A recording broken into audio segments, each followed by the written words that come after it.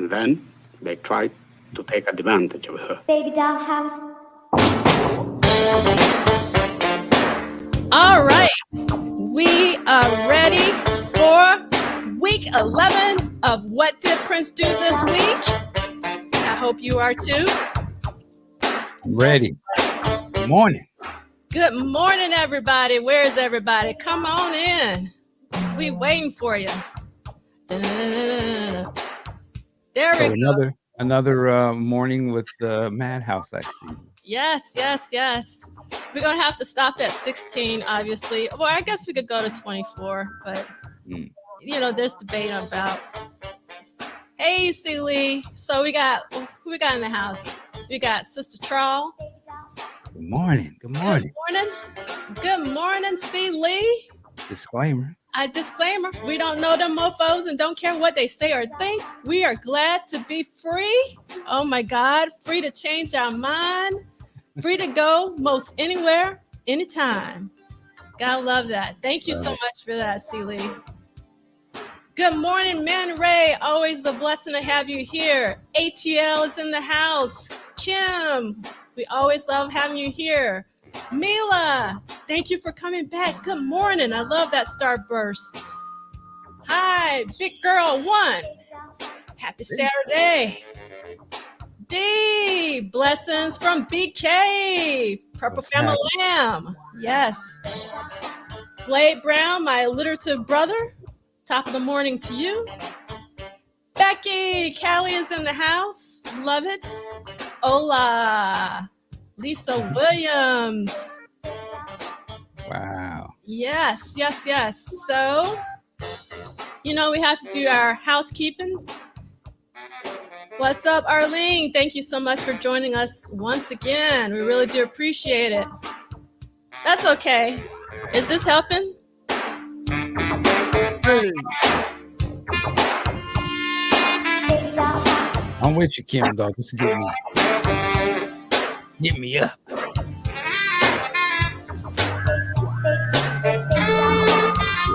Yeah. Imagine you can start every morning like this, and we all just lock down. Hey, good morning from Tennessee. What's up?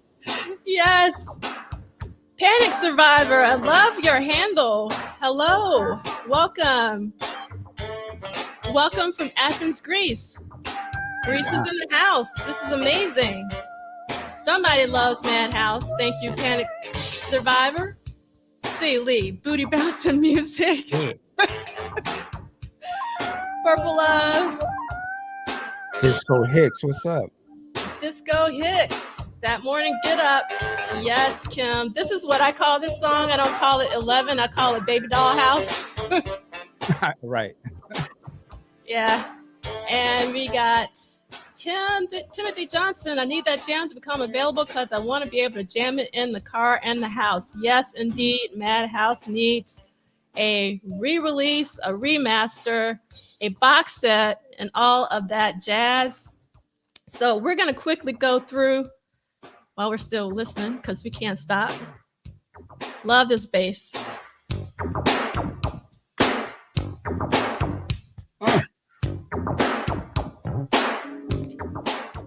That's Prince on the bass. And I love that keyboard.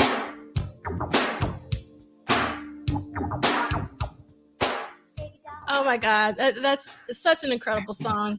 Okay, we're going to put that in the background, even though I'm still here in Baby Doll House. So the estate of Prince Rogers Nelson is not affiliated, associated, or connected with the What Did Prince Do This Week Book Club series. We're going week to week, not date to date. If you want to follow the detailed schedule of what we be reading, you need to go to this bit.ly link, and it's Prince Book Club. And then you don't need the expanded edition, but that's what we are reading. And that's what the schedule is going by. Yes. That's what we're doing. Yeah. And then please subscribe, like, spread the word. Let's bring some friends to sharing all this joy.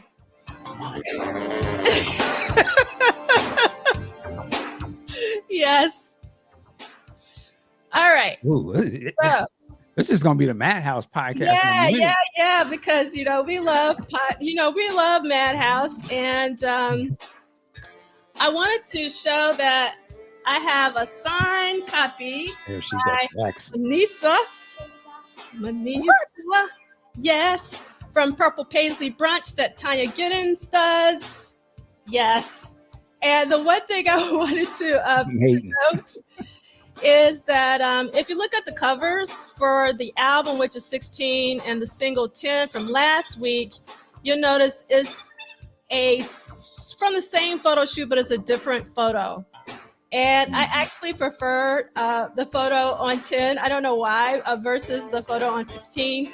And then I also got my vinyl out because I grabbed these shots from the internet, and you can see there are two different colors of yellow or gold, but in fact, they're actually the same color. So you can kind of see. And then I always love the back of the covers. They were really always very, very cool.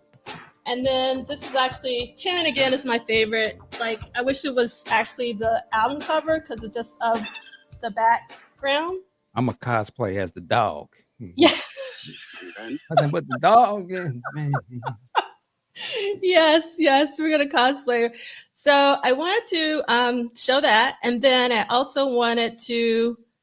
I can't do everything. I actually did a couple of podcasts that are actually down because Grown Folks Music is no more, and they took down all their media. So one day I'm going to put it back up. But it was a really great, fantastic conversation that I had with Ivan Orr, Arthur Turnbull of the Music Snobs, and Ricky Wyatt. So I was really like tears because I was going to send everybody to them, but they're all gone, and I'll have to come up one day. But Michael Dean to the rescue, because Michael Dean has an interview with Manisa Leitner, who is the cover girl and the woman in all the videos, and the polka dot lady. I call her the polka dot lady before I really knew what her name was. And I love this. I call her Mancina, but is that it's Manisa? Manisa, well, yes. Queen. Yeah, Queen. You'd be surprised. When we recorded the podcast, we called her all sorts of different names, and we could never figure it out. But I was finally able to meet her in person. So I was like, okay, Anissa. All right. So I want to quickly talk about the Prince Twitter thread. I can't talk today. The Prince Twitter thread series. And what is fantastic is that the Michael Dean, who is always on the spot with his interviews, interviewed Edgar, who is one of the co-founders of the Prince Twitter thread series, about his particular thread. But I really loved, Michael, how you went into a deep dive with Edgar about his Prince-ness. And actually found out a lot about Edgar that I personally didn't even know. So that was really, really cool to see. Thank you. Good guy. It's good talking to people like that. We can Prince geek out. Yes. Most def. And let's see what's next in the slideshow, because we got so many slides. Oh, I know what we got. So Prince Twitter thread has continued since we were together last, and we're going to walk through it. So we had Aisha Staggers, who did DMSR. Aisha. Yes. And Aisha is also going to be speaking at the Triple Threat 40 Symposium in 2 weeks. I can't believe we're on a 2-week countdown. And then we had Prince the Encore, also known as Tricky Kid, doing AUT-O-Matic. And then we had Something in the Water Does Not Compute, which is my favorite song off of 1999 by the lovely and the very knowledgeable, and I absolutely loved this thread by Tanya Pendleton. So definitely check it out. Again, you can find the slideshow at the bottom of the homepage of the book club website, and you can click on these images and go directly to that Twitter thread. But the thread of all threads, I think out of all the Prince Twitter threads, free. So I'm so glad C. Lee actually made us recite the lyrics of Free at the beginning, because he really talked about how Prince was all about freedom and freedom of expression, just freedom to create. I really, really love this particular Twitter thread. And then the lady cab driver herself, Jill Jones, did an incredible Twitter thread. I don't know, did you have an opportunity to read it yet, Michael? I did. Yeah, it was fascinating. So what was your favorite part? I'll tell you my favorite part. My favorite part is when Prince came to pick her up. That's it. In the Beamer, blasting Nasty Girl. I was like, incredible. Yes. Can you imagine like 2 a.m. in the morning or 3 a.m. in the morning blasting Nasty Girl to pick up Jill Jones? I was like, yeah, it was interesting. It was fascinatingly interesting to me. It was just like, because she described like her parents, like who are you talking to? What's this late at night? And so I can only imagine Prince of 1982. I don't know when this was, pulling up with that song playing to pick up your daughter. Like, okay now. Yeah, he ain't playing like something. He playing Nasty Girl. I was like, he was a fool for that. Yeah, I think he was, he was a comedian at heart. So I think sometimes he did things just to be funny.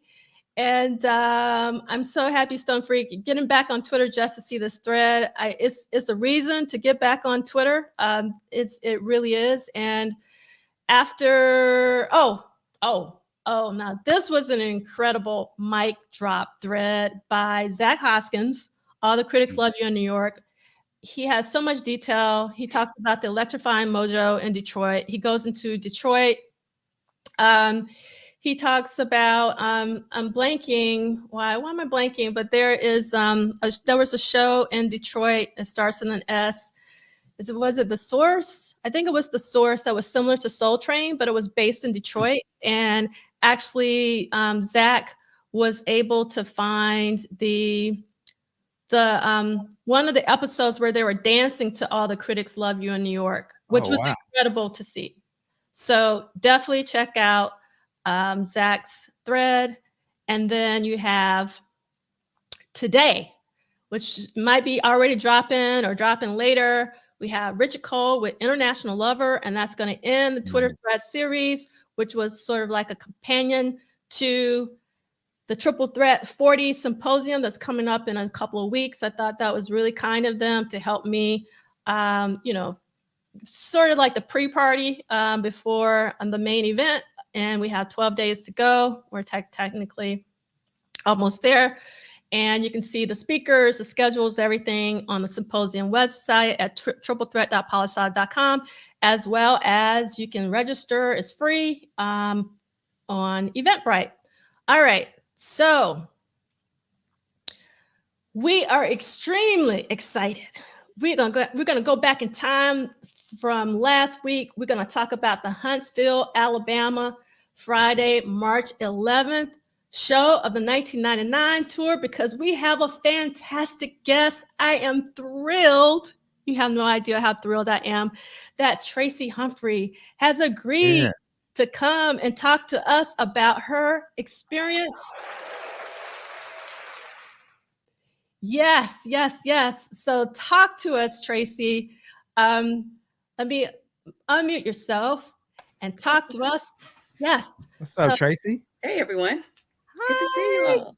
It's so great to see you, and I can't wait to hear the story. Now, you told us last week in the chat that you won a contest on the radio. Yep. Is that correct? That's correct. So I was 13 years old, went and entered a radio contest, WEUP in Huntsville, Alabama. The tickets were, the prize was 2 tickets, a backstage pass, a limo ride, and dinner with one of the members from the time. Well, I didn't receive any of that. Oh, you know what, Traci? But I'm sorry. Let me go back. Let me back up. Traci, can you hear me 1 second? Can we see the full thing of Traci real quick, full screen? What is that back there? Is that stand up or Prince back there? Oh yeah, this is standing. I love it. That's dope. Yeah, I'm in my sister's room. Oh wow. Okay, I just had to acknowledge that. I'm sorry. So your sister is also a massive Prince fan. Oh yeah, the whole family. It's 3 of us. So entered the contest. They did, give me the limo ride. I had dinner, but it wasn't with the time. And I was able to go backstage. So they allowed me free run of the backstage area. And so at 13, you really don't know the protocol. It was only my second concert. So I didn't really know what to do. So I was kind of back there with my poster and my pen. And I was just kind of waiting to see who I could see. So, I watched the performances with my friends. First up, of course, was Vanity 6. And when they finished, they came off stage and I met all 3 of them, actually. Vanity, Denise Matthews, when she was Vanity then. I also met her as Evangelist Matthews at the back in, I can't even remember when, it was like the 90s. So I met her when she was Vanity, and I also met Brenda and Susan. Didn't really, like I said, 13 years old, I didn't know what the protocol was, didn't really have much of conversation. But it was just kind of like, hey, how you doing? I also met members of the time when they finished their show, which was great, by the way. I had photos, D'Angela, to share, so I'll share those with you later. But yes, love, please do. Yeah, so I'll share all that with you later. And then I met members of the time, Monty Moyer, Jelly Bean Johnson, Jimmy Jam. What else? Yeah. And so then it was time for the main event. So Prince hit the stage, and I was standing there waiting for them to come through so I could get a glimpse of Prince. But the whole band came out at once, and somehow he zipped past me. So it's true. He zipped past me, and I was focused on Brown Mark because it was dark backstage, and they kind of had the same look, the hair, but I just didn't realize that Prince was so, he was big and huge in my eyes. So we were around the same height at the time. So he zipped past me. And then when I caught him, he was like way ahead of me, about to head onto stage. So I did watch him from the side of the stage. I watched the whole set. International Lover, he did that. And when he came off, I watched him getting dressed. So my eyes were like saucers, like, okay. Jill Jones, I ran into her backstage as well. She was wearing a towel. So she had her was wrapped in a towel because she was wearing a bikini. But yeah, it was like at 13, it was great. He actually did 3 shows in Huntsville. The first one was in 1990 with Rick James. So of course I wasn't allowed to go to that. My mother wasn't letting us go to Rick James. My 10-year-old self go see Rick James. Second time was the March 11th show, and everyone in the city was there. And then from my understanding, I heard that he was actually banned from performing in the town after that set. So but he actually returned again in 1998. I think it was May 8th. Yeah, my dad's birthday. It was also around Mother's Day, and my sister was graduating from college. So it just happened to, come to town, and he just happened to be performing. So this was the time around when Larry Graham did half of the set, and then yeah. So I have photos and everything to share with you guys, but that was the gist of it. So ask me any questions because my memory is still a little cloudy, but that was my first encounter with Prince. I didn't really actually meet him until I was an adult and actually got to speak to him. So that's another story, another whole, that was around Welcome to America. Did you mention you had saw him when you were 13? Yeah, I did. And I told him, I was and I was with my boyfriend at the time. It was his very first concert. So his very first concert was a Prince concert. And, but he was very gracious and it's thank you, touch my hand. Really nice guy, regular guy. And yeah, I had the opportunity also to be on the field while he performed during Super Bowl. So I had a couple of run-ins with Prince. And then, later years, I actually got to speak with him. Man. The deep Prince fans, I love it. Yeah. So there is a question in the chat from Panic Survivor, and they want to know, were you accompanied by an adult? Oh, no. And then when our parents found out about the show, they were like, where that bell at? Yeah. They were like, excuse me? Yeah, Mom was like, what? You had to. How'd you get there then? Well, yeah, my parents actually dropped us off. My mom dropped us off, yeah. She was excited because I think when I won the contest and they put me on the radio, she was the one yelling and screaming in the background. I remember. Yeah. So did your sisters go with you? My younger sister, Kelly, went. She's 2 years younger than I am. So Yeah. Mm. It was all ages, but I think I did hear that he was banned from coming to perform in Huntsville after that show. Lord. So I need to do some research and confirm that. But What was the time like? I mean, were they just kind of walking by, hey, goodbye, or did you actually it get was just like they were like, they had just finished performing. They went to craft services. They were eating. They were just chill, like real cool. Mm-hmm. That's So from what I remember. Yeah. So I'm assuming you were living in Huntsville. Are you born and raised in Huntsville? Mm-hmm. What? Yeah. That is incredible. That's so great to know. So that's incredible. So I'm going to show you this photo of me as a 4-year-old with my mama in Huntsville. This is the only time I went to Huntsville. My mom graduated from Alabama A&M. Okay, and that's why I'm here. My parents met there, and that's why I'm here today. Yes. So that's my only Huntsville, but anything Alabama, especially Alabama and Prince, because you don't hear much about that. Maybe I'll follow Edgar Krauser's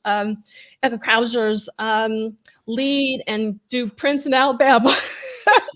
Yeah. So after that 1999 show, we could only see him in Atlanta or Birmingham, maybe Montgomery, but.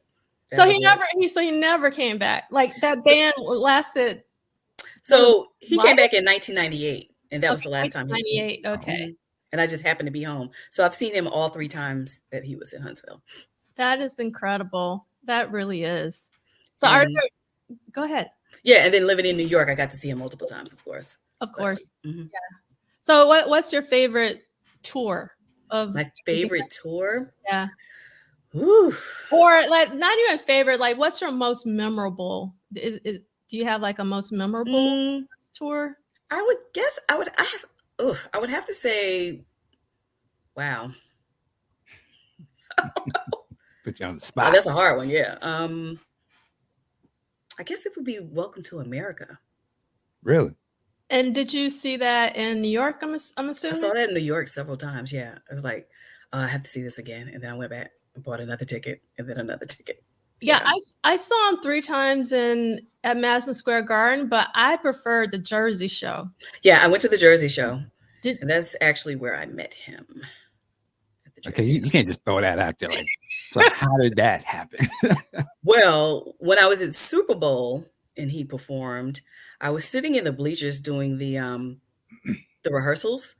And the rehearsals were taped because they were going to tape it. And if the rain was too bad, they were going to roll it in.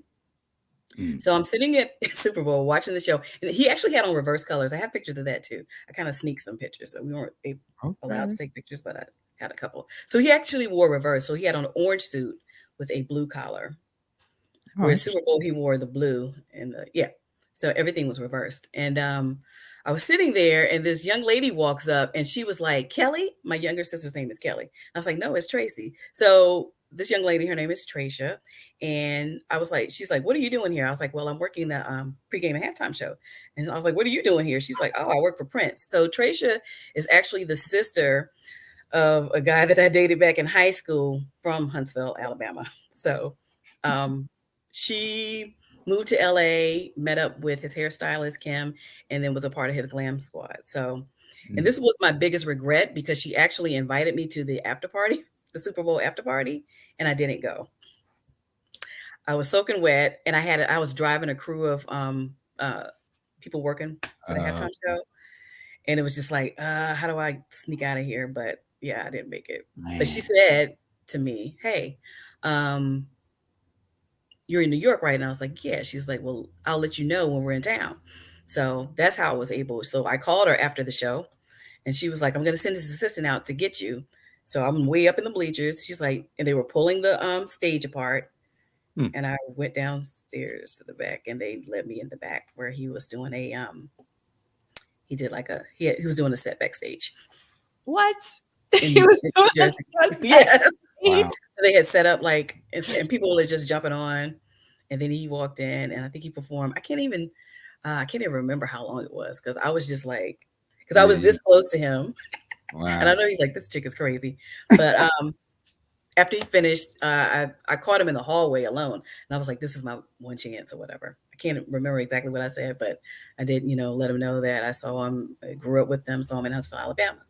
I brought my boyfriend at the time with me, and he had a great time and loves your music, and he was, very gracious, regular guy. Wow. Just happens to be a genius, musical genius. Wow. That's an incredible story. Thank you so much, Tracy. Oh, thank you for having me. For coming on and telling us that incredible story.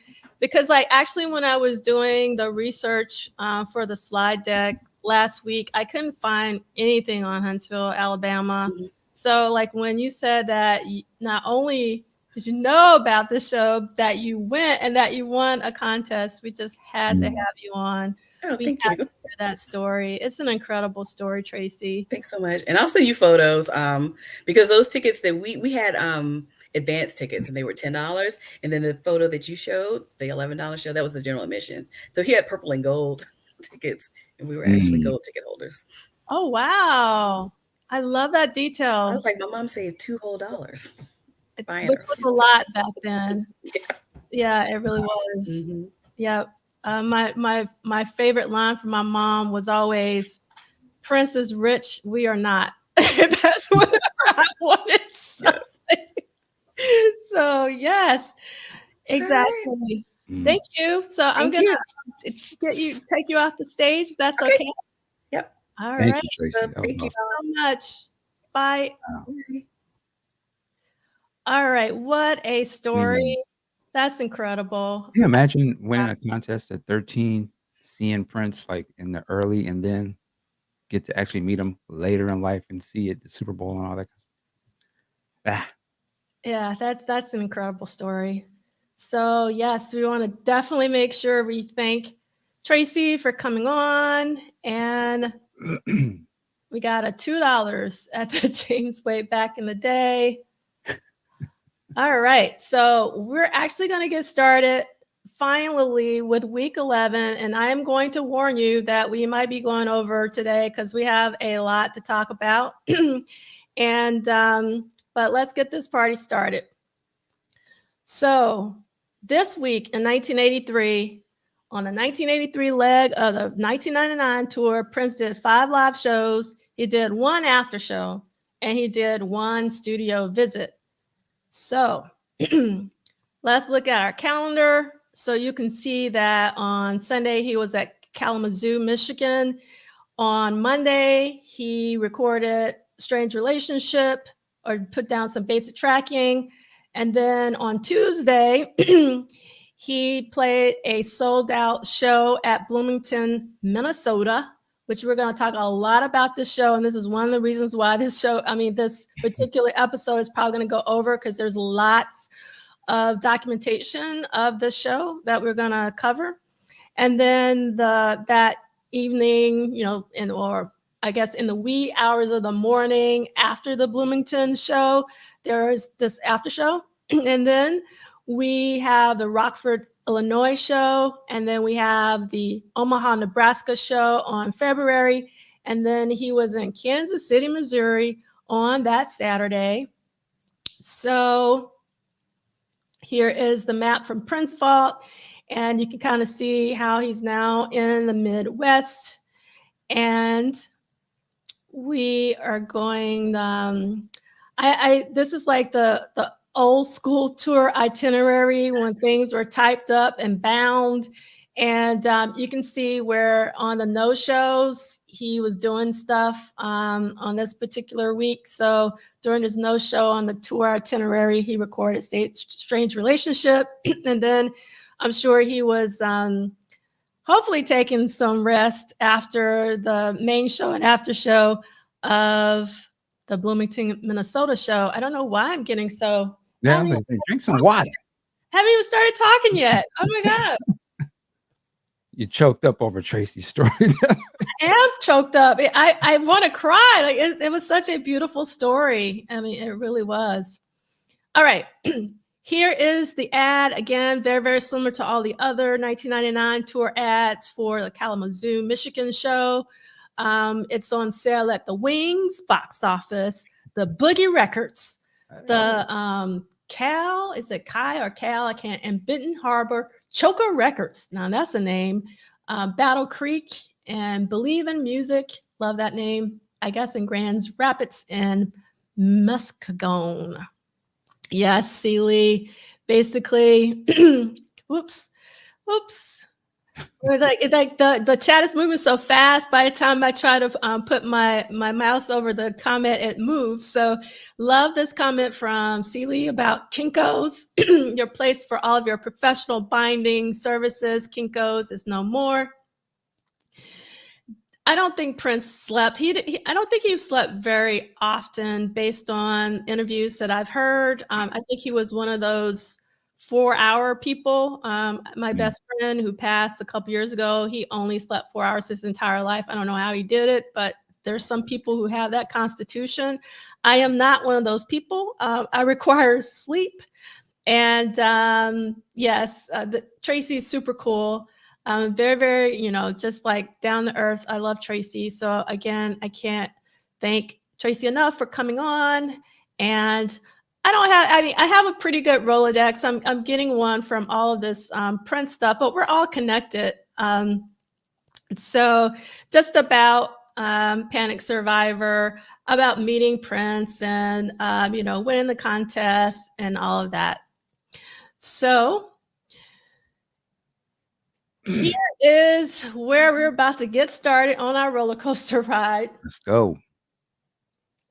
So the Tuesday show at the Met Center in Bloomington, Minnesota. And I had got permission from Rich Benson to show these 2 photos that have never, ever been seen before.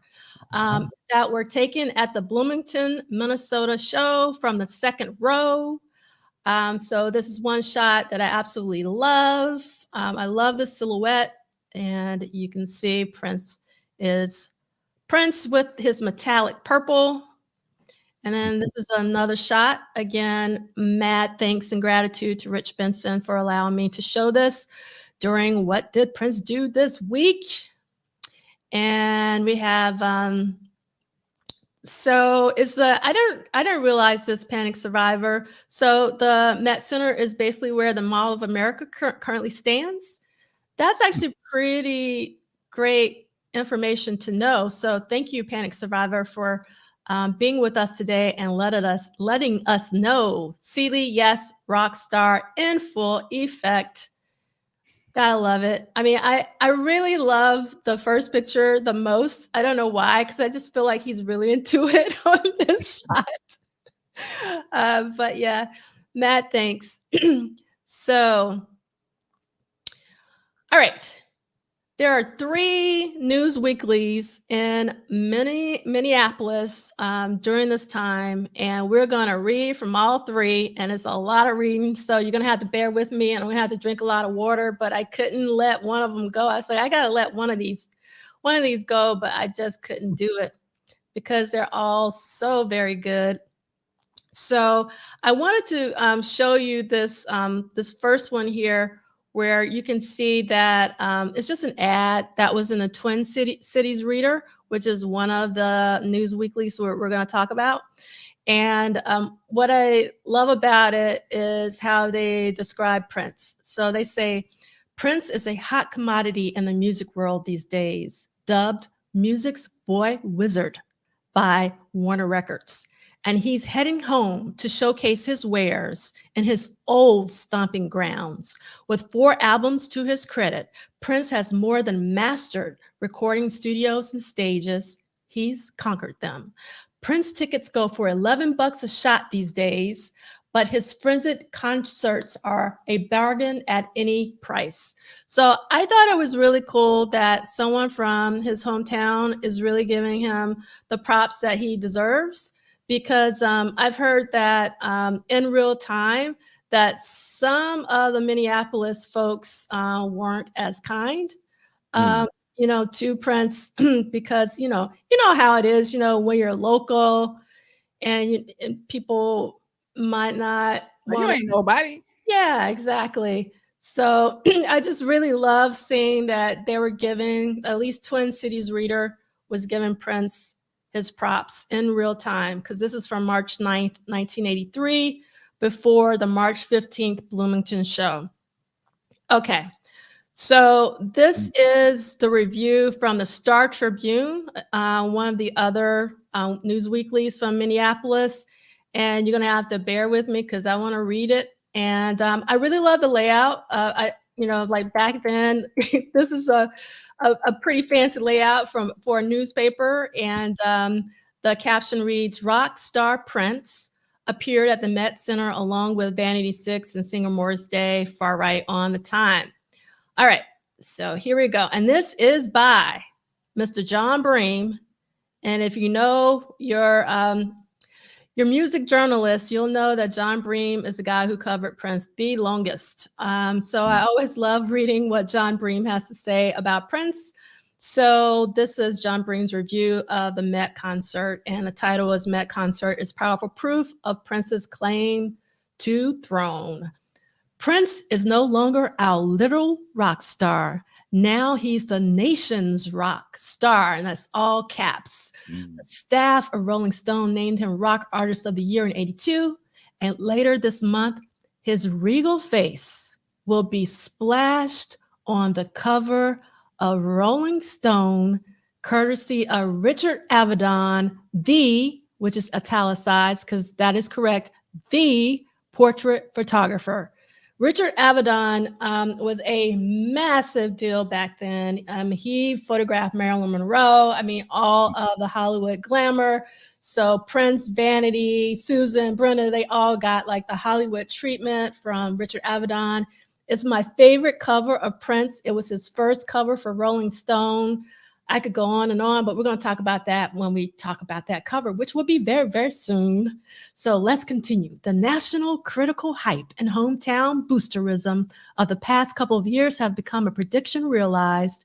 Prince Rogers Nelson, 22, of Minneapolis, is the little prince who will be the king of rock and roll.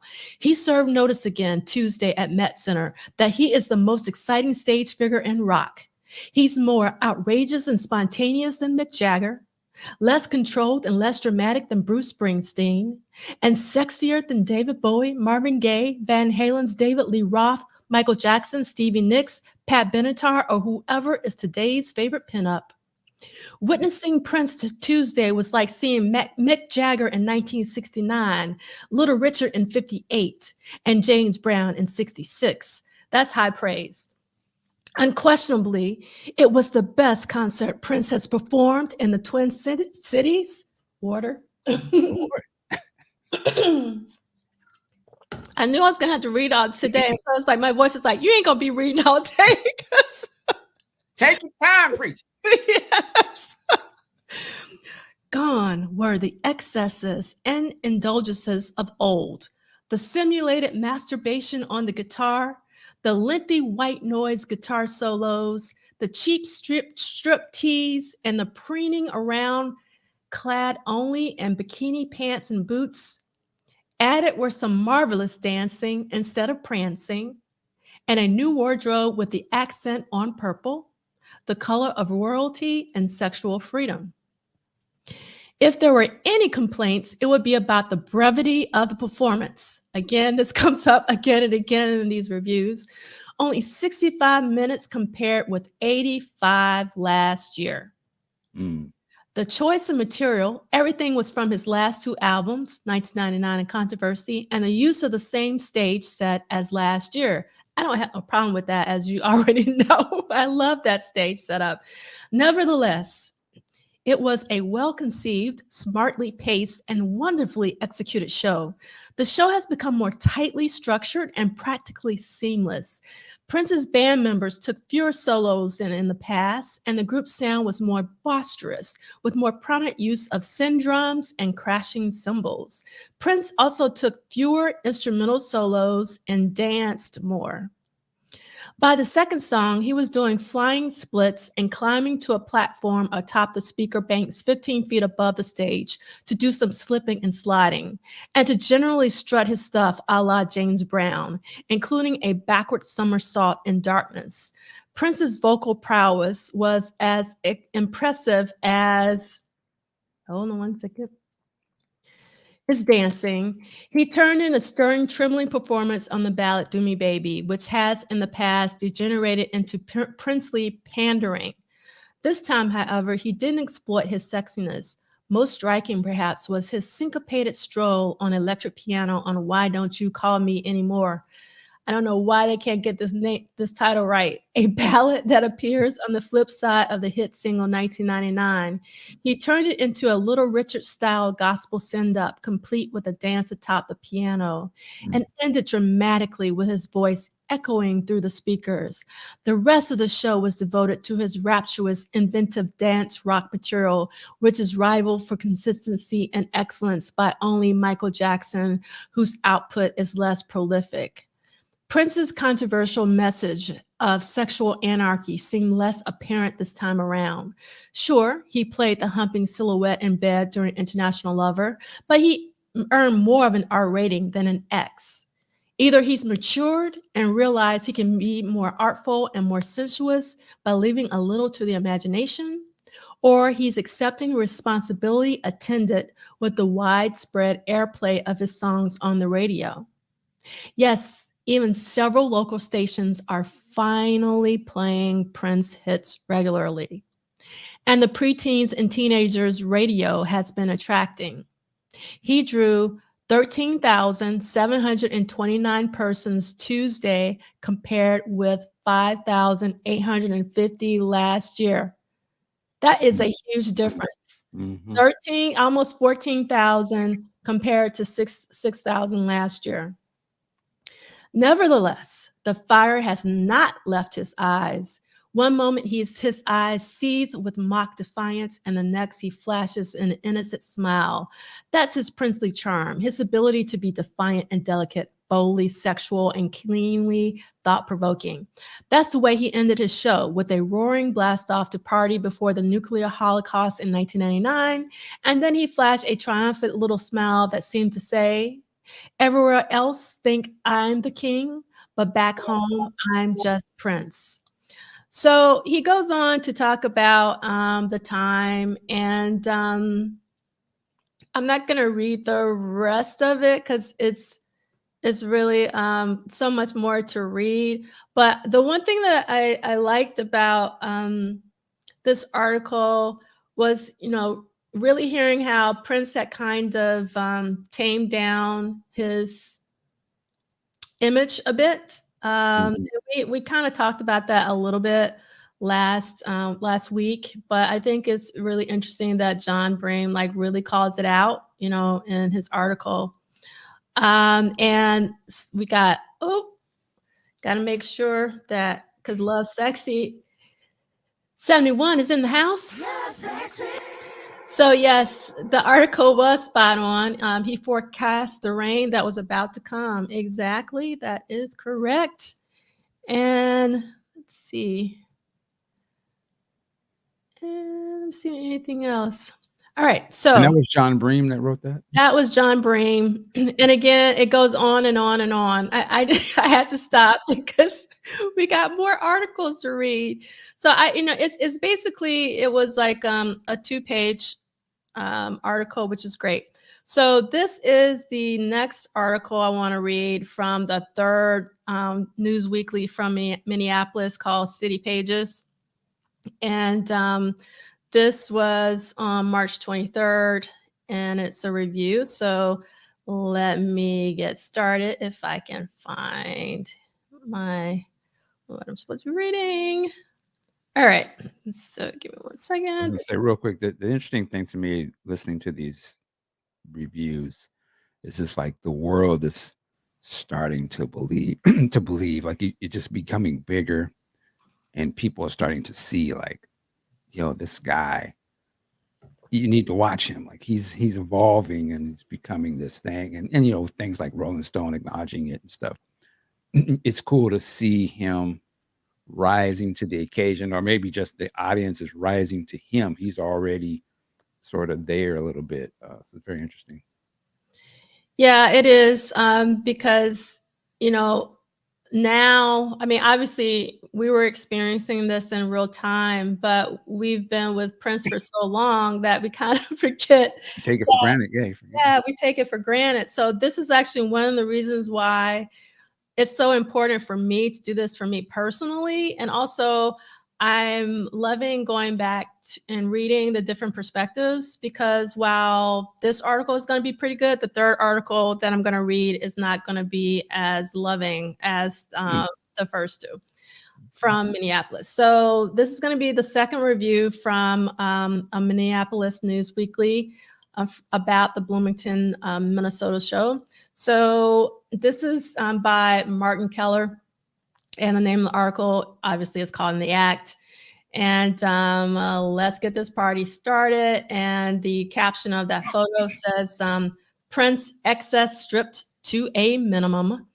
And I guess they do this in the city pages. I guess they rated the performances, and the performance rating was terrific, which is good. So let's begin. If Prince's current success with Little Red Corvette doesn't convince the white, and that's in parentheses, majority of record buyers in this country that he's got the legendary goods to go all the way, maybe his kinetic stage moves and sex appeal will. Last Tuesday's triumphant homecoming concert succeeded on many levels. Prince's dancing and song delivery revealed a new mastery of his stage persona. Even to those who, like myself, first laid eyes on him at the Capri Theater in North Minneapolis around 1978. His solo segment at the electric piano was wonderfully conceived and soul ferocious in execution. During, I don't know why don't you call me anymore? They can't get this song title right. Prince sang with more emotional fervor than ever before. Segueing into Lady Cab Driver, Prince broke the ballad mode. His teen idol acting combined with the dramatic lighting that magnified the sequence seemed to lift this segment of the show out of the regular concert format, imbuing it with a groovy theatricality. His dancing throughout the evening was dazzling. At one point, the kid in his purple poodle period, I don't know what he means by purple poodle period, but I think I do. I don't think that's kind, but that's just me, leaped from speaker bank to speaker bank, then bounded to the floor on the one. I'm going to read that again. He leapt from speaker bank to speaker bank, then bounded to the floor on the one. And the reason why I reread that, Michael Dean, especially for anyone who will never have the opportunity to see Prince live, that was one of the most amazing things to see, was like Prince leaping off those speakers. So here's a man with a mission, a lion in his pocket, and 101 positions and reasons to funk you all night. His other shows have been longer and more focused on his entire recording career. Tuesday's performance, however, was nearly stripped of the kinky indulgences that have served as only a, I cannot pronounce that word, tattoo on already fetching flesh. He also played more as a member of his drum-type band, and during Let's Pretend We're Married and Dirty Mind, they all hit massive grooves. Aside from the Murphy bed that rose from the floor and was subsequently humped by him, Prince's 65-minute concert, though not as exciting as past shows, especially the surprise gigs at First Avenue, did connect and move at a smooth and gyrating clip. And then he goes on to talk about the time, and let's see what he says about Vanity 6. Blame the weather for just this brief look at Vanity 6. The three alluring women, briefly clad in provocative lingerie. I got into the hockey center just as they were finishing their short set, a rumored bump and grind act propped up by Prince songs on vinyl and by the time on stage. Now, I really love that this article shouts out that the time is on the stage behind Vanity 6, because most of these articles aren't pointing that out. Mm-hmm. and having the perfect set of legs to open for Prince. After seeing him perform, I love that. Wasn't that cool? After seeing him perform with such mature swagger and soulfulness, my only question is, when will Prince make his first movie? Oh, wow. Only be a year later, Interesting. which is crazy. I wanted to put this other comment on here by a little earlier. Remember that either a black beat or rock and soul reporter wrote Purple Rain is just an attempt of Prince to whitewash his smut-filled past, or words to that effect. Interesting. Yeah. Interesting. All right. So on to the final article from the 1999 tour. And here we go. This is from the Twin Cities Reader by Laura Fissinger, if I'm pronouncing her last name correctly. And this is the one I really want to read because it's actually not as glowing as the other ones. All right. All I want to know is this. Was it good for him too? He made us work for it, that scamp. First, there was the snow, forcing the pleasure cruise into the Met parking lot to be even more leisurely than usual. The annual turning time blizzard was flinging down flakes the size of pizzas, staining pizza size watermarks on expensive fabrics and making tricky footing for innumerable pairs of spike heels. High-rise hairdos were frosted and rearranged by the horizontal winds. Not too many of the masses were actually witnessed acting like animals, but that was the ambiance inside the arena. Only God and the concert authorities know why the owls weren't shoveled, people, not snow, during Vanity 6 and the time. The crush threatened all those expensive threads with sloshing soft drinks, cigarettes, joints, makeup, hair oils, and sharp pieces of jewelry. It was a great fashion show, but not in your face, you know. The music show started on time too, which was wonderful in principle, but added to the aisle gridlock. Vanity 6 competed with a grand scale game of musical chairs. Now, all of us know that women in lingerie are an equivalent in modesty is not a bad thing inherently. Tina Turner has been performing half naked for 2 decades, and she's more dignified than most government officials. Nor did the problem lie with Vanity 6's physical beauty, which is considerable. No big deal either that the 3 women didn't do much. Hold on, I have to change in the way of actual singing, and were not impressive at pretend. And not only does she say the actual singing, and were not impressive at pretend singing. So she was like, they're not good at singing or pretend singing. Plenty of half-naked women who can't sing have been showstoppers. Okay. A friend described the conundrum so perfectly that I will simply pass this remark on to you. Isn't Vanity's whole message like, hey, wake me up when it's over? So their stage show is perfect.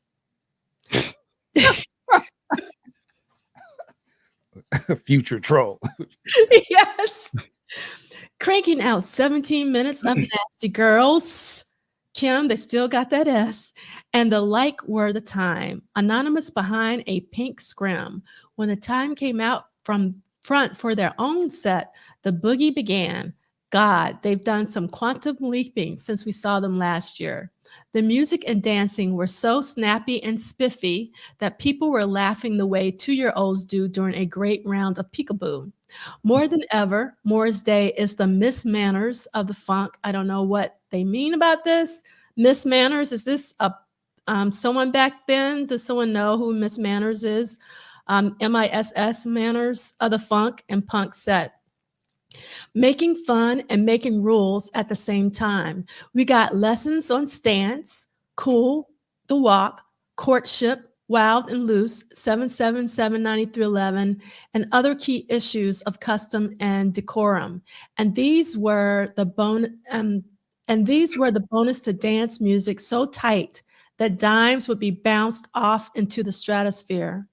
A few routines and times set seemed hasty or just a little lame. But they passed too quickly to cause much damage. Wasted shtick is part of the party band heritage. The time are the best marriage so far of 70s dance funk and 60s white singles bands. Trash in the best sense of the word. The silly moves and the catchy choruses might not be literature, but they will be precious and evocative keepsakes in 10 years. And dare I say 40 plus, and they're still going. Laura, after the time, helped arrived in the form of small guys with yellow jerseys and flashlights, Met Security, and big guys, Asia Security. I don't know if that was a local company or something. Finally, we could turn off the X-ray vision. There was a lot to look at. It was, as has been reported, the same basic Prince stage set as last year. Everyone's a little pissed about the same stage set. I find it hilarious. But Roy Bennett left himself in the dust with this year's lighting design. How did he get the 3D effect behind the big scrim? Gorgeous, high-tech, and heavy sweat at the same time. Did someone post about Miss Manners? Yes. So what was Miss Manners? They said that she was Judith Martin. She's still writing an etiquette column today. So she was a. Oh, okay. Yeah. Thank you for that. I really appreciate it. I'm reading something over the screen, so I can barely see the screen in real time, but I saw something popped up. All right. So gorgeous, high tech, and heavy sweat at the same time. Other sensate spectacles, courtesy of Roar, included rotating turquoise police lights. Love that. And the bottomless deep shades of purple, pink, and red that shaped the night's color scheme. And it wasn't only colors, but pulses and sequencing and timing that made Bennett's work so much better this year. During Little Red Corvette, clusters of nervous little white spots whirled in the blood red that drenched the stage. Didn't breathe for a minute there. We could rant about hardware for years here, precisely the complaint of people who prefer the small shows, Capri, First Avenue, to the big shows, Orpheum and Met. Apples and oranges, don't you think? Prince simply does a different mood when playing off of fire poles, trap doors, smoke, clique spots, platforms on top of mammoth speaker bands, and whatever else from March 14th that I can't remember. I was more interested in being a participant than an observer, dig. Besides, things were happening too fast and unpredictably to write down. Prince was doing fragments and sections of songs, strung and stuck and whacked together in a weirdly effective pattern. Some went by in a minute, Sexuality, Let's Pretend We're Married. Others were virtually full length, Do Me Baby, Dirty Mind. I thought Do Me Baby came a bit early. I agree. I do agree with Laura on that. Arg, sorry, and the Prince at the piano section was a little unsure of its mood and urgency. You gotta love the self-confidence, though. Right after dancing atop the piano, Prince collapsed on the stage, fooled a few people who made the right kind of concerned noises, and was scooped up by his Vern Gagne type roadie. And I guess Vern Gagne is somebody that we should know, but I do not. So if somebody in the chat knows who Vern Gagne, Gagne is, let us know, school us. James Brown did it. Bruce Springsteen did it. Prince does it. Welcome to the all-star team, honey. Speaking of doing it, the whole sex routine has been honed nicely in the last year. Most of the show Prince does while quite clothed. The guitar licking is relegated to perfunctory swipes during the encores. Up on the speaker towers, he twitched and rubbed and quivered, but saved the actual graphics until the climax in the first encore, International Lover. Surely your friends have told you by now about the double bed that rises from the top tier of the stage during that song. The reaction of the crowd was priceless. They swooned, screamed, clapped, and laughed all at the same time. What a grandiose move, the bed. How sexy, how smutty, how silly, how naive, how delicious. Possible meanings come out of the cracks like roaches at lights out time. Bed as altar, bed as stage, sex as ultimate personal expression, etc. Hey, Rolling Stone elected Prince as Artist of the Year. Let them figure it out. Prince can be an orgy for the head or the hind end. That's what she wrote. We say so in every review every year, but hey, it's good for us every time, you know? The final finale trumped through Prince's global politics, which had been underplayed through the show. 1999 closed with frenzied time-like dancing at the stage's edge, accompanied by the blowout of light, smoke, and sound. The ending ended like it does on the record, with childlike voices asking, "Mommy, why does everybody have a bomb?" Interesting place to put that question in the show. It took us about 30 minutes to drive the block from the Met to the registry for the big party. As post-show bashes go, this one was exceptional. And the reason why I said party is because they wrote 4 H's in this article, and it was P-A-H-H-H-H-H-T-Y. As post-show bashes go, this one was exceptional, in large part because the sound system rattled your bod without ruining your ears, and the dance music selection, heavy on Prince, made all the groovy folks get up and press barrier. Even Stevie Nicks there with new Minnesotan husband Kim Anderson took a few turns around the crowded floor. She was wearing black lace and had bodyguards. We all tried not to stare. Her bodyguards were not as big as Prince's. Then again, Prince is shorter than Stevie. Okay. The man of the hour was not trailed by Vern all night. Instead, by Vern, I guess she's talking about Big Chick, I guess. I think Instead, Celie said Vern was a wrestler. okay, Vern was a wrestler. Thank you, Celie. Instead, he mingled among the mobs of family and friends, biding time before a jam session that started at around 2:15 a.m. Your bedraggled reporter got her big thrill out on the dance floor shortly before the jam session when Prince dragged several people out there and set up a firestorm of movement right next to her. She backed up. He moved forward. She backed up again, fearful that a careless bit of hand movement would earn her free transportation from Vern. Why is she insisting on calling it a bird? He moved forward, apparently intent on being surrounded by flesh. She finally relaxed and shimmied in extreme proximity to the little Prince. There she goes. Ah, yes, reduced to a sweaty chick on the dance floor. It was a cheap thrill, but it was good for me. I'll save myself for next year. Wow. Well, let me just clap. You know, the thing is, we come from a generation where we used to buy these magazines or we would read the newspaper, and I forget about this type of literature, this type of writing, because I don't read magazines anymore, nor that I really read newspapers. And online, a lot of times you don't get this. It's just so much more quicker. Yeah, it's just like, wow. Even all the shade and just all the stuff in it, but it was... You know, it took me into her world there. I appreciate that. Yeah, and what I really appreciated about this particular article is that she ends up going to the after show, and she also reports not only on the main show, but also on the after show. And, you know, a couple times in the article, she talks about wanting to be just, you know, a participant and not an observer, which I thought was really great, which is actually the opposite of today's audiences, you know, who really want to be observers because they have their phones out and they're like documentarians and they're not really participating. So it was really fantastic, you know, hearing how she was moved by the performance, but there was a lot of shade, a lot of jabs kind of thrown into that, which I don't understand. So Susu's panels, you're not late. You're right on time. We are so behind, but that's okay. We're going to take it slowly. So I'm going to take it slow. I do miss magazines like Right On. That was really, really an important magazine back then.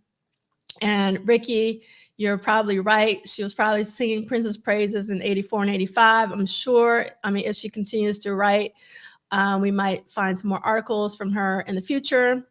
And Blake Brown says, nowadays you click on a link for what you think is an in-depth article and it's a damn video. Yes. Hi, Annie. Thank you so much for being here. So again, I'm taking it slow today, so you're gonna have to bear with me. We have a lot to cover, and I really wanted to talk about this that I found in the Twin Cities Reader, this is the cover of the Twin Cities Reader where that Laura Fissinger article was from. But the reason why I wanted to call it out is on the homepage in the little bitty type. If you look at the photo, it says photo shot at the E-Diner by Robert Whitman. Now, who is Robert Whitman out there, guys? Mm-hmm. Someone come to the rescue. While I drink my water, who's Robert Whitman? We should know this. Get to Googling real quick, Robert. Okay. I'm not gonna let you guys wait because we're out of time. So this is Robert Whitman. He took some very iconic photographs of Prince on the Shot Music wall in Minneapolis, and he released this book, which I'm going to share because I think it's a beautiful book. It's actually about to hit myself in the face. Damn, it's big. It's sure your husband didn't throw that at you. Yeah, I know. And it's big. This is what it looks like. Nice. It's nice. It's and it's just like it's like an actual picture on Maybe go full screen so we can see the whole. Yeah, that might work. So yeah, there we go. Thank you, Michael. And so you can see Prince, pre-fame, Robert Whitman, and I'm just gonna randomly go to the page. And it's a really, really great book. I love this book. I love the slip sleeve. And I actually have it signed by Robert Whitman because I went to a there was in New York back in 2017 when he released the book. They had this incredible exhibition in New York, and this is actually Spike Lee who's sitting down signing the books because Spike Lee actually wrote the foreword to the book. And the reason why I wanted to show, and that's actually Robert, I don't know, oh yeah, you can't see my mouse. This is actually Robert Whitman right here. And he was actually at the last celebration. If you got VIP tickets, you were able to see him. I didn't get VIP tickets, so I didn't, but I had already, seen him and got his autograph in New York. But I wanted to show this picture in particular, and this is the only one I could find, because you can kind of see in the background that he had all of his negatives blown up very, very large. And that was incredible. Like I took photos of all of the negatives, but I realized that I didn't actually take any shots of the space because the way they had it set up was like really, really incredible.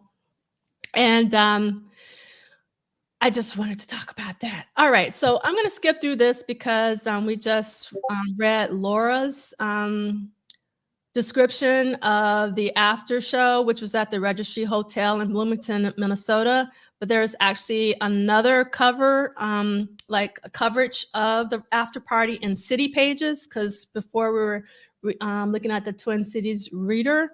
But just for the sake of time, we're going to move forward. In the book, in Duane's book, on page 42, he also talks about this after show.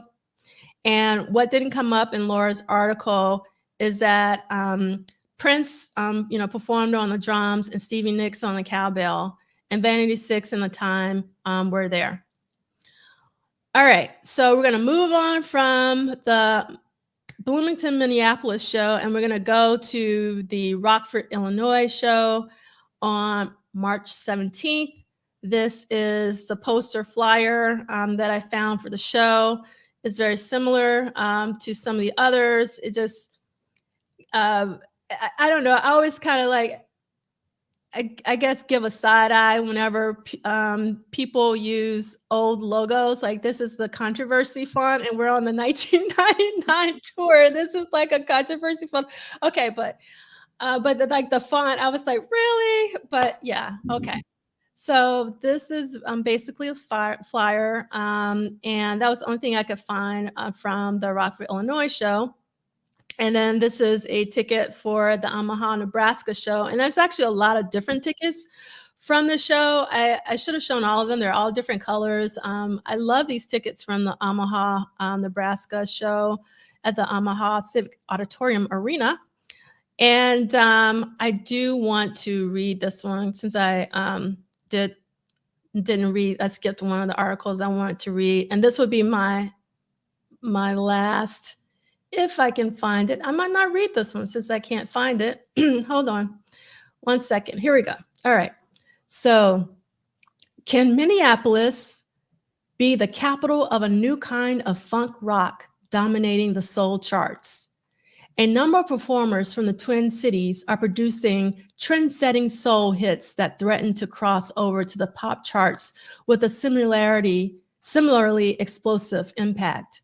First, there was Prince, a young singer-songwriter whose early self-produced albums turned into sizzling paeans to sexuality that some critics hailed as trailblazing in content as well as in their synthesizer-heavy style. Prince was integral in developing two other Minneapolis groups of the same vein. One is The Time, whose second album is surprising its chart-topping debut in popularity. The other is a vocal trio, Vanity Six, whose recent debut is similarly sexual in nature, and if the instrumental backing sounds familiar, it's because it's played by The Time. All three bands will perform Friday at the City Auditorium Arena. So this is like a pre-article before the Omaha show. It will be a return trip for Prince and The Time, who appeared in Omaha for a 1982 concert with the Zapp Band. But it would be the first Omaha appearance for the three women who comprise Vanity Six. At 23, Prince says he was inspired to become involved with music by his father, a jazz musician. But his father doesn't reciprocate the listening appreciation. I think he's confused about a lot of what is happening, Prince told the Los Angeles Times last year. When I played the Dirty Mind album for him, he said, "You're swearing on the record. Why do you have to do that?" And I said, "Because I swear." We got into this whole big thing about what you can and can't do on a record. The point for me is that you can do anything you want. My goal is to excite and provoke on every level. That kind of provocation kept some of Prince's songs off soul stations, and his albums began to carry stickers warning about rough language. The bold sexual stance, which began on the Dirty Mind album, continued on Controversy, and his latest 1999, all of which have enjoyed critical acclaim and brisk sales. Prince, whose full name is Prince Rogers Nelson, is often asked about the sexual content of his music. "Sex is something we can all understand," he said. "It's limitless, but I try to make the songs so they can be viewed in different ways. I know some people will go right through those message elements in a song, but there are some who won't. If you make it too easy, you lose the point. Most music today is too easy. People just come out and do the same olds over and over. All people care about nowadays is getting paid. So they try to do just what the audience wants them to do. I'd rather give people what they need rather than just what they want." Since the beginning, Prince has produced his own music, becoming the youngest producer in the history of his Warner Brothers label. He also played all the instruments and sang all the vocals on his albums and hits. When on tour, he brings a 4-piece band with him. Prince has worked a long time in developing his image, as did Morris Day, lead singer for The Time. Day's code word was cool, and it was also the title of one of the hits from the group's debut album.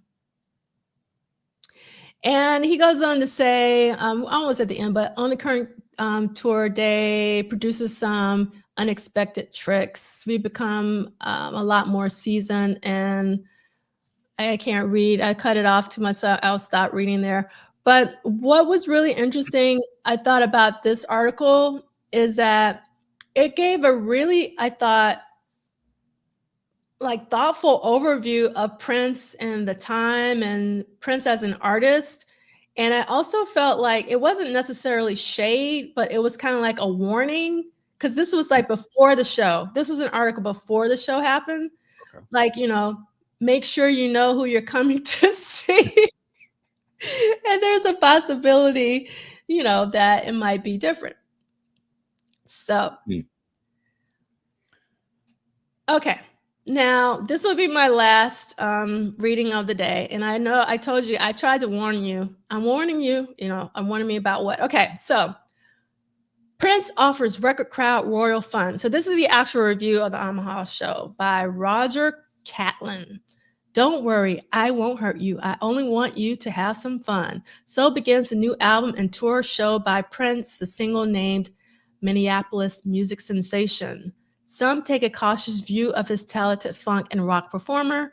His biting rock edge makes some of the soul crowd wary. His falsetto and solid rhythm and blues footings make rock audiences, especially radio and TV programmers, reluctant to jump on the bandwagon. And all those sexual references make the blue noses sniffle while they mesmerize the rest of the crowd. Yet the 23-year-old proved he can conquer all three groups and unite them in a common cause, purely stated in his final song, 1999, Let's Party Before the World Blows Up. His given name is Prince, and he proved worthy of nobility with his powerful performance. The triumphant concert attracted 9,474, an all-time city auditorium record for Black-oriented, in quotes, concerts. Auditorium manager Terry Forsberg said it broke the old record of 8,710 set in 1978 by the Commodores. But part of the attraction is the wide appeal of Prince's music and that of the opening bands, The Time and Vanity Six for that matter. Not only did they comprise the best soul or Black-oriented concert of the year, I can't believe it, they're really doubling down on this, in quotes, for want of a better term, but it was also one of the best rock shows. Prince was a pioneer in forging a new sound by replacing the standard soul horn sections with banks of synthesizers and turning up the guitar with searing Jimi Hendrix solos to compete with the always dominant bass. On record, Prince plays and sings just about everything in performance. He is flanked by competent and varied backup musicians, including blacks, whites, and a woman. These were the times. March 19, 1983.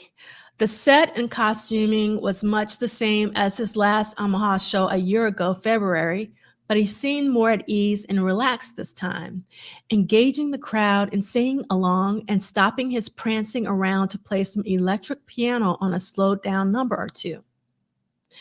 And then he goes on to talk about, but I got to read the final two sentences about Vanity Six. The singing wasn't particularly noteworthy, hinting that the time may not have come for foul-mouthed women singers. They didn't return for an encore. Yes. All right. So let me see what Lee Christian's saying. The Commodore show actually have more still because every woman at their concert is 3. Yeah, the comments are very. You gotta put them on the screen. And Web Diva, thank you so much. Somebody caught it. I had to do it really quickly. I'm so glad that someone caught that. I appreciate you, Web Diva. You see me. All right. And then let's see what else we got. Did you see the YouTube video of elementary school music class playing? Yes, that's one of my favorite YouTube or Prince covers. I loved that. It's so great. And Dr. Claw, welcome. When you mentioned Princetown Zap, my mind went to Controversy. Someone I knew went to that Cleveland show. Oh my goodness. I wish I could have went to that show. And yes, we are representing Alabama all day, every day. The Commodores is from Alabama. Yes, and actually one of my cousins dated one of the Commodores. You know what? This is actually, Ricky, one of the questions I really want to ask Jill. This came up last week. I mean, I wonder if they read these reviews. I would think that they wouldn't, at least if, I mean, I don't know. I would think they would, actually. You think so? I mean, they're on a big tour. They want to know how people are perceiving them. I would imagine most artists would be good. And maybe they might not admit to it, but yes, I wouldn't be surprised. Yeah. So I really wanted to show this article, and I didn't have any time to follow up on this. So if anybody knows anything about this, I'd be curious. So this is the Saturday, March 19th date in Kansas City, Missouri. And this is the ad, but this is the first time I've ever seen this good seat still available. In the top, and it leads me to believe, like, is it not selling well? Like, why did they write that? Oh, but what's interesting, and I'm behind, I mean, like, I messed up this week.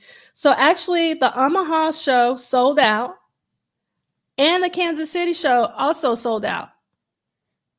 And the Bloomington show sold out. So 3 rows and 3 show, well, not in a row because the Rockford didn't sell out, but 2 shows in a row sold out. And then next week, we're going to be talking about the Radio City Music Hall show in New York, and that also sold out. So I don't know if this is because of the success of the Little Red Corvette video that we've been talking about, and I have a strange feeling that maybe it is, but the shows are beginning to sell out. Mm-hmm. Yes. I wholeheartedly agree. Vanity was very talented. She could sing, write, act, model, dance. I mean, she, you know, she was no Tina Marie in terms of the vocals, but she could hold a tune. And like I said, like, you know, Vanity, in my opinion, Vanity's voice actually matured. So if you listen to Skin on Skin that we talked about a couple of weeks ago, I do think that was one of her strongest. And then actually, I think her strongest vocal performance for me is when she was in the film Action Jackson, and Jesse Johnson produced her for that song Undress. I don't know if you guys heard Undress or remember Undress. That song was funky as all get out. And her vocal performance was incredible. So I think she got better and better over time.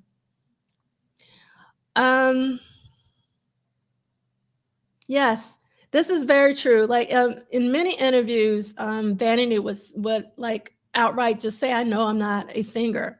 So it wasn't like she was pretending to be one. Yes, Action Jackson is a really fantastic movie. I enjoy watching it a lot. And I think that Vanity was a really good actress. And again, I always wonder, you know, what would Purple Rain would have been like with Vanity in the lead? A whole different thing. Yeah. Yes. All right. So I'm not going to read another article. I'm done with reading all the articles, but I did have one more for the Kansas City Times. Prince Francis audience dances and the time ticks right along. So again, the slideshow is at the bottom of the homepage for the book club. So you can see it there if you want to read it. So let's get to it. We want to talk about the one studio visit. And if we want to talk about Strange Relationship, which was basic tracking and overdubs, according to Duane on Monday, March 14th, but there's an asterisk, and that usually means maybe. So what we're going to do now is actually have Michael Dean read. And what we're going to do is we're going to take out our books, children, and we're going to turn to page 40. Yeah. Yes. So what did Duane say about? Let's get into this. Yeah. So Monday, March 14th, 1983, estimate. Strange Relationships, basic tracking and overdubs. How do you say the name? Kawa Trail Home Studio in Chanhassen, Minnesota. I never know how to pronounce that. Sometimes I say Kiowa, Kawa. Actually, Brenda Bennett pronounced it on Apollonia's podcast, you know, like 3 or 4 weeks ago. So I need to go back and watch and like really hear how it's really pronounced. All right. Well, the producer, Prince, artist Prince, engineer Don Batts. This quote from Matt Fink, he kept taking that out every once in a while and jamming with it instead of putting it out. But he finally put it out. How it changed, I don't remember much. Matt Fink. All right. Unlike his studio time in Los Angeles and Minneapolis, Prince had the ability to record whenever the urge struck without leaving his home. Almost every day, Prince would be in his studio. So Don Batts would leave the tape on the machine, ready to go when inspiration struck. When Batts arrived in the morning, he'd sometimes see a pile of tapes with no labels. So he'd have to listen to them and label them for filing.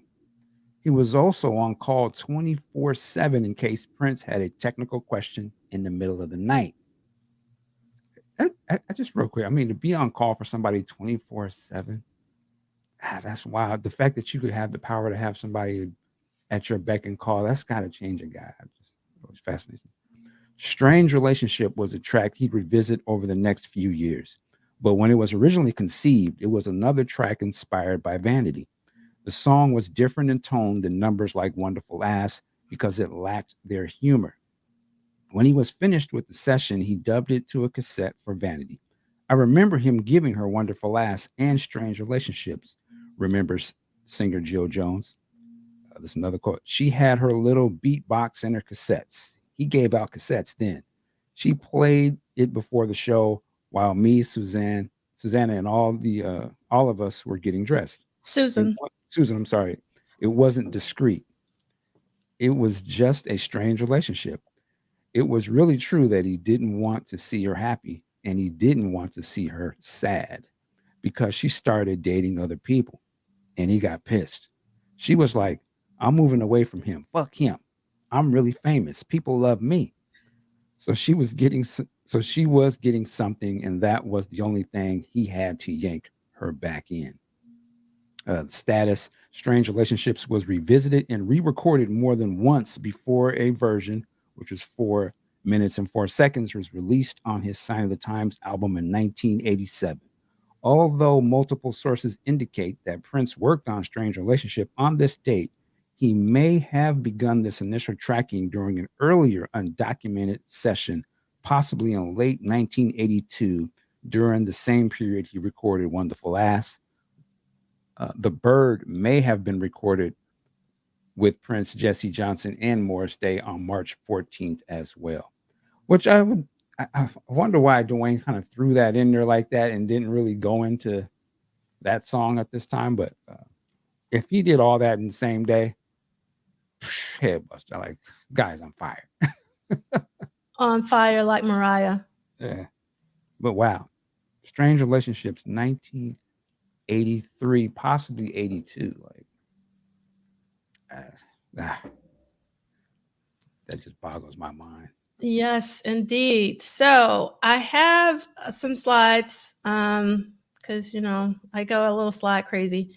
And, there are, I was going to say 3 recorded versions, but technically the Prince and the Microphone 1983 is really just Prince playing around on the piano.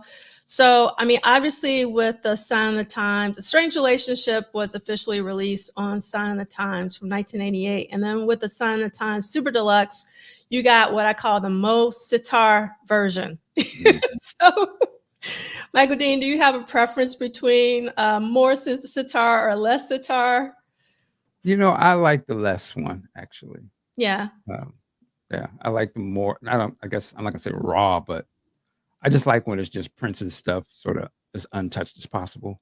Yes. So but I do like the longer version that's on the deluxe edition. Yes. So this is a reason why that I prefer this version, which is my favorite, Prince Piano and Microphone 1983. And the reason why I want to stop and talk about this is because a lot of people out in the community thinks that this is a wasted release. It's actually one of my favorites after the originals. And nothing like hearing Prince working out songs, just Prince and his voice on a piano. I think is really fantastic. And if you've heard of that version, there is a snippet on the interwebs that you can find of D'Angelo doing Strange Relationship. And it sounds very similar to, yeah. So, like technically D'Angelo cover, She's Always in My Hair, which is a fantastic cover. And I'm not into Prince covers because I prefer the original, but D'Angelo did that thing when he did that cover for She's Always in My Hair. But there's also, it's only like 2 minutes, but it's just D'Angelo on the piano and it sounds awesome. The vocals are really low, but I would love to hear D'Angelo do a version of Strange Relationship now. So out of the 3 versions that we have on the slide, this is my favorite version, is the one from the piano and the mic. And then in the book, the booklet that comes with it, there is lyrics to Strange Relations. It's like Strange Relations at the top, not Strange Relationships. And another reason why I love the booklet is that Jill Jones writes the liner notes for this. And I do want to read what she says about Strange Relationship. And it's similar to what she told Duane, but it's a little different. So this is Jill Jones writing here, and we can't wait. Let me make myself green. We can't wait to talk to Jill at the Triple Threat 40 Symposium. It is something I've been waiting for my entire life, is actually to have a conversation. The time that I met Prince and I was mute, I couldn't say anything, but the one thing that I wanted to ask him was about Jill, not about him or anything. I wanted to talk about Jill Jones, but I just couldn't do it. So, okay. This is what Jill wrote, and it's much shorter than everything else I read. So don't, go away. It'll be super quick. Prince started writing Strange Relationship during that summer after the numerous disagreements he and Vanity would have. It was in the living room of his house at the piano, which was mic'd between the black short shagged carpeting down through to the studio in the basement. So if you've been reading, Duane's book, and if you follow, Prince's studio recording process, particularly when he was doing it at the, homes in different places.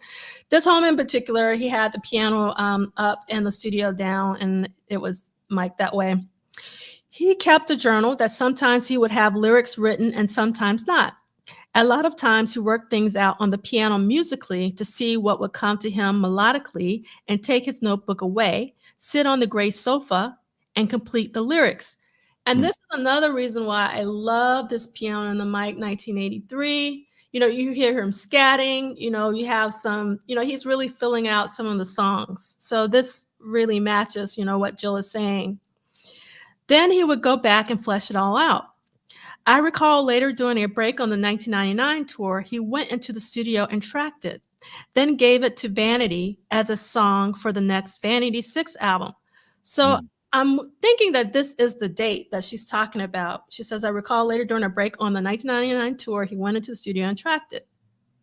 Then gave it to Vanity as a song for the next Vanity 6 album. She loved it so much, she played it nonstop before the shows as we dressed in the dressing room. The song clearly portrays the influence and struggle of that time and space. Wow. Can you imagine if you're in the dressing room and Vanity's playing this song, and it's just like over and over. And it's like, man, he's giving her songs. Like, what? And these songs are dope. Yeah. I was going to say, my favorite version of this song, though, yeah, not on the list, is the Sign of the Times dress rehearsal performance. There you go. Because you want to know why, McEldean? Because it's my favorite too. Okay. That's why that's why we connected. Okay. That's why we connected. Yeah. So I think this is the best version of the song ever. Ever. And this ever. Yes. And I've gotten into arguments with some of my friends. I think we argue about this on the Grown Folks Music podcast when we're talking about Sign of the Times, the album. This is the version of the song. And the thing is, he never performs it like this again, but it was the debut of what I call the Love, Sexy Sign of the Times band. As Harold Pride says, the band with no name. And for me, it was the holy trinity of Levi, Cesar Jr., Bonnie, and Sheila. They're my holy trinity of background vocals. Okay. And then, you know, when Bonnie starts singing, and if you look at Prince's face, like he's really getting into it. And then, you know, when he says, you know, is it good to you, Bonnie? Do you know that part? I know it. When he says that. Yeah, is it good to you? He's like really into it. And they're going to, yeah. You know, like, I think it is incredible. And, you know, the one thing that we're just going to look at, I love this video. And I was devastated with a T that you thought this was going to be in the. Yeah. I thought it was going to be in the Sign of the Times Super Deluxe. Like, I was just like waiting. I was like, yes, they're going to release it. Like, oh my God. So I just think that they have to have like a First Avenue box of just the First Avenue shows. See? Now listen. Look at here. We had this conversation on the Sign of the Times. Disagree, homeboy. Come on, man. That's why you're not on the podcast right now. Wow. So speaking of that conversation, yeah. So speaking of the conversation, it was for the grown folks music, and I was I didn't realize that they've taken all of them down, like I said about the Madhouse ones. And this is where we get into it about Strange Relationship. I will put it up one day, but it was a fascinating conversation with Jahan and Arthur on the Music Snobs and Ivan and Ricky. And so we've already gotten into it already. So I knew Ricky was going to be coming for me because I didn't say it was him, but I knew it was him. I was trying to, you know, give him some grace, but he, you know, hit dogs will holler. Yes, indeed. Oh my God. So, I love this. So where we go, we got Tim still gets in fight with wannabe Prince fans, not Prince's friends. So,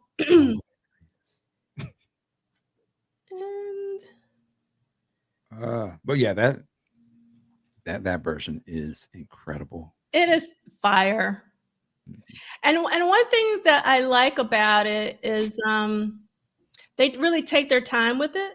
You know, because like sometimes with during concert, Prince sort of hits it and quits it, you know, like he'll play a song for like, but they really jam on that song and it's really fantastic. Come on now, CD. What? I got roots in Shreveport, sir.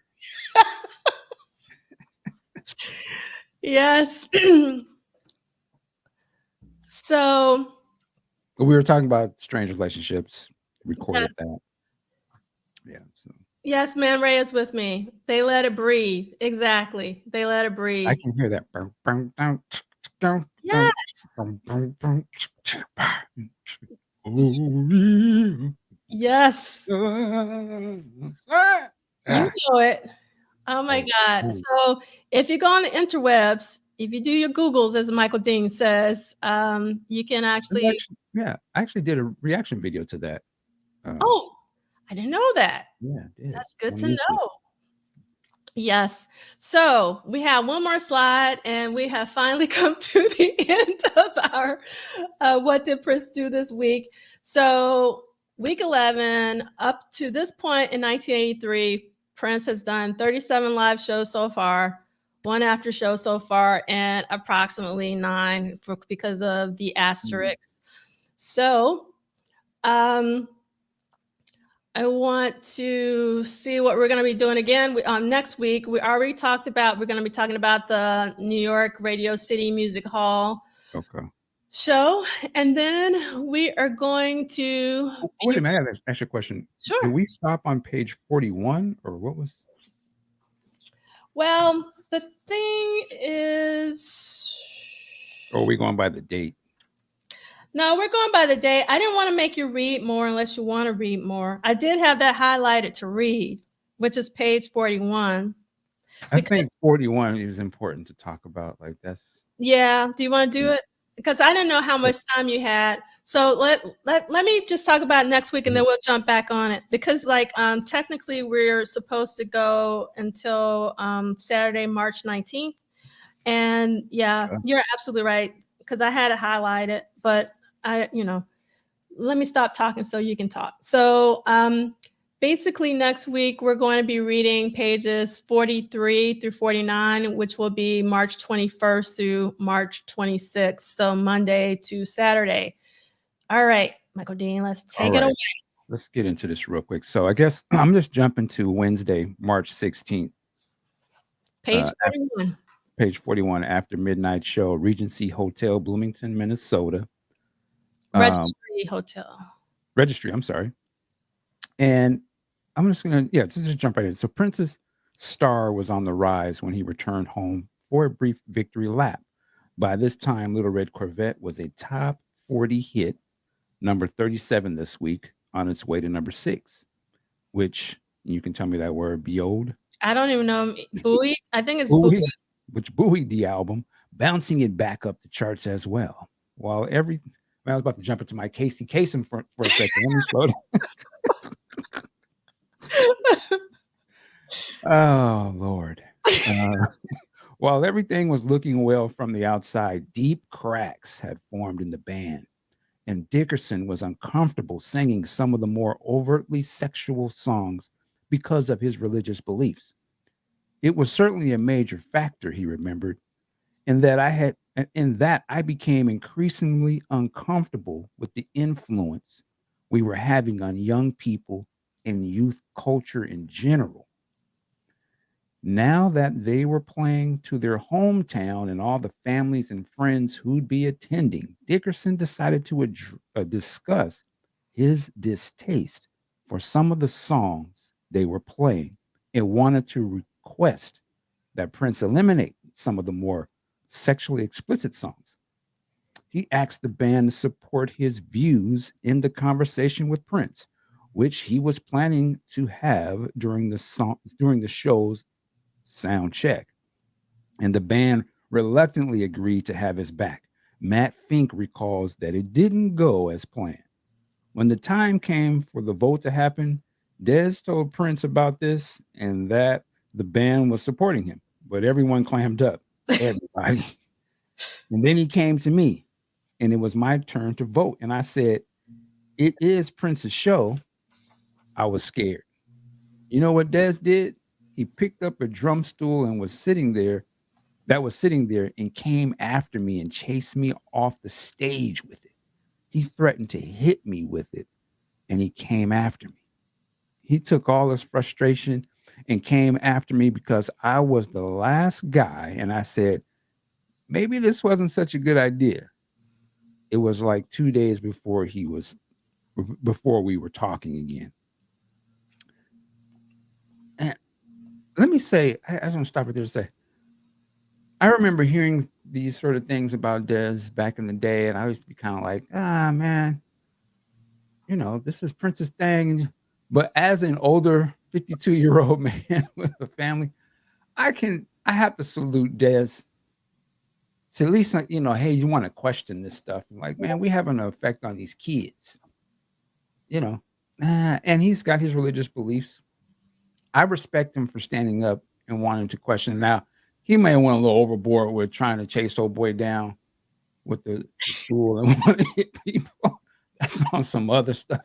But I find that very interesting that even the band, like, they're like, listen, we coming home to our peoples, our families and stuff gonna be there.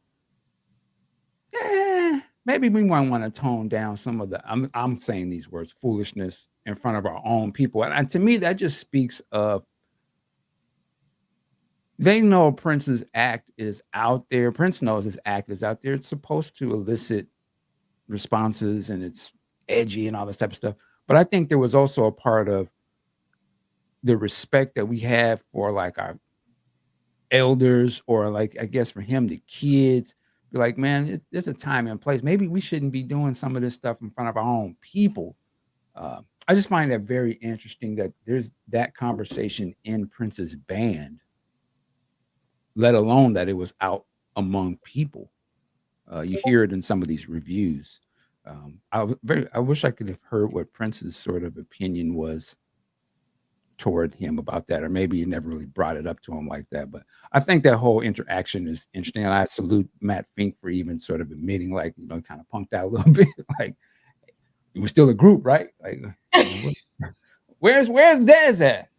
So, and you can kind of see where some of that stuff coming from, like, yeah, they were a little uncomfortable. So that's very interesting. I think it's something we definitely should talk about. I don't know. What is your thoughts on this, Angela? I mean, well, I think I would have been with Dr. Fink, and when he said it is Prince's band. And so I don't know. I have mixed feelings about it. I mean, I actually need to go back and actually read Dez's book, because I don't know, like, if he converted into Christianity while he was with Prince, or if he was already, religious before. And if he was religious before, did he just like take a blind eye at first, or what have you? I'm not sure. So I think what you said, though, Michael, is really interesting. I mean, the one regret I have in life is that Prince didn't finish his autobiography. Mm-hmm. I really, really, really wish that he could have finished that, because the few pages that we did get are so insightful. Mm-hmm. And he was ready to talk. I mean, we know he was ready to talk from the piano and the microphone shows, him opening up, like when Vanity passed, him talking about his parents at the Paisley Park shows. I just think that we would have gotten so many insights if he would have been able to finish. And, but back then, Prince was not very talkative about, his feelings and things. So it would have been interesting to know. I'm sure Prince probably felt differently about Dez leaving as an older man, but I'm curious how he felt in real time, like you said, about Dez's decision. But at the same time, I'm assuming that he kind of had the same conversation with Dez that he had with Andre. Like, Andre was like, I'm gonna help you out, until you're like on your way, and then I'm gonna go my own way, because I want to be my own man, which I have a lot of respect for. And obviously Andre had a lot of success. And so I'm assuming that Dez had a similar conversation with Prince, that I was gonna say, it seemed like he must have had a lot of respect for him, because he didn't cut him off, right? Like, he's like, cool, you can leave the band, man. I'm gonna lace you with a song, Modern Air. I'm gonna put you in the movie and give you your own solo shot in the movie, and shouted him out in Extra Lovable, I believe. So he must have had a lot of respect for Dez.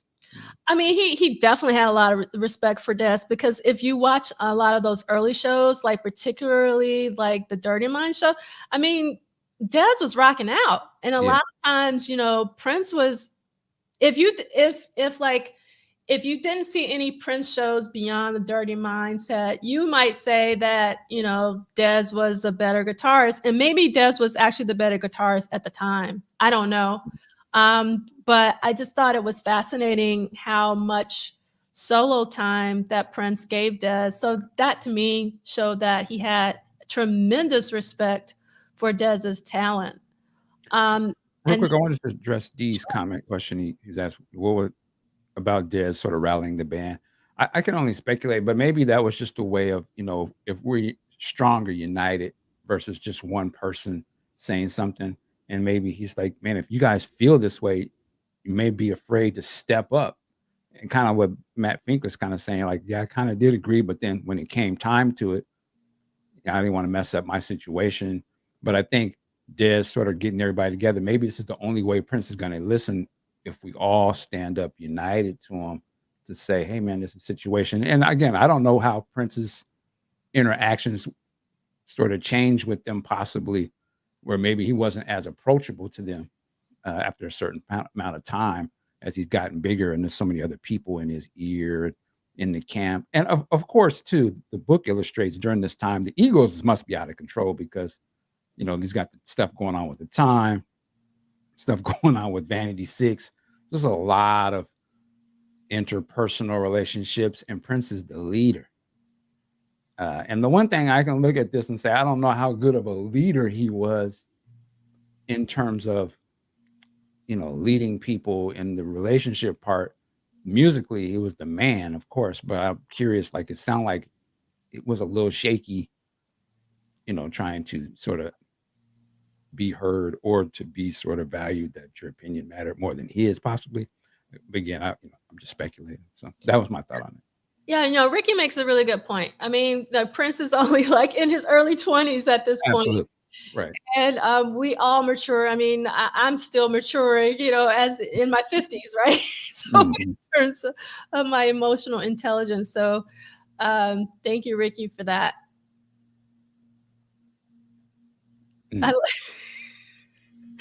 Yes, Ricky, they definitely knew who signed the checks. Good point. And it sounded like they wasn't getting paid that heavy, no way. Yeah. So, but hey, it's still a group, right? So one thing I wanted to point out was, and I put it on here earlier, that Celie had said that if he remembers correctly, Des identified as a Christian before working with Prince and became more conflicted as his time with Prince continued, which actually made a lot of sense. But for me, I mean, Dirty Mind was sort of the height. It seems like, he would have left at Dirty Mind. You know what I mean? Like if it was really bothering him. But maybe it was just it was a journey. And like, who knows? You got two alpha brothers, two alpha males, together. Somebody's and then you got, like I said, when you get all these other people coming into it, and I imagine there was probably like hey, maybe you want to get Andre away from. He had a little too much sway over this guy. We need to be able to, separate them out. I mean, we've seen it all before. So I ain't mad at Andre being like, listen. So actually, Dirty Mind left before. I mean, not Dirty Mind. Left. Dirty Mind left the group. Oh my God, Gail Chapman, I thought left way before Dirty Mind. Lisa Coleman is in the photography. She's on the album and all that, singing backgrounds and everything. And Prince had them replacements is right on the other side. It was just outside of the picture frame. Like Wendy's right over there. So yeah. This is a really great comment from, is it Twin Doll Crystal? He was managing a lot: family, friends, relationships, musicians, music, business. Yeah. Thank you, Dr. Cloud. Yeah, Gail was out after P 1979 era. This is a funny comment. All right, Celie, I kept teaching for 2 additional years because I needed the 2 years to retire, but in all honesty, I was ready to stop teaching 2 years earlier, so I can understand why Des stayed longer. That makes a lot of sense. All right, so that is our session today. I didn't want to go over 2 hours. I knew we were going to go over. I thought we were going to just be 90 minutes, but it was a lot. I hope that you guys enjoyed, a lot of the tour articles, and we can't wait for next week. I'm really loving What Did Prince Do This Week. I am so thrilled that Michael Dean is joining me on this journey because I need somebody to help me sometimes. I'm having fun. And let me salute all. We're streaming today on not only on your channel and Facebook, we also on Facebook, Podcast Juice, and on Facebook and YouTube and stuff. So there's a lot of people here today. So thank y'all for joining in with us for sure. Yes, thank you.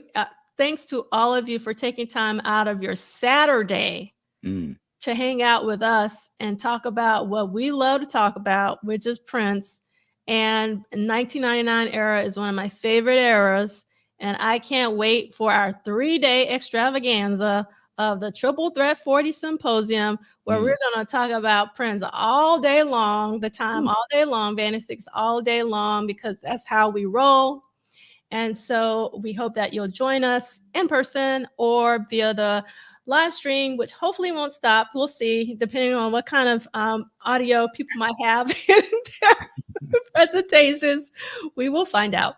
So, as Michael Dean would say, work it like a job. See you next time. Peace. Peace.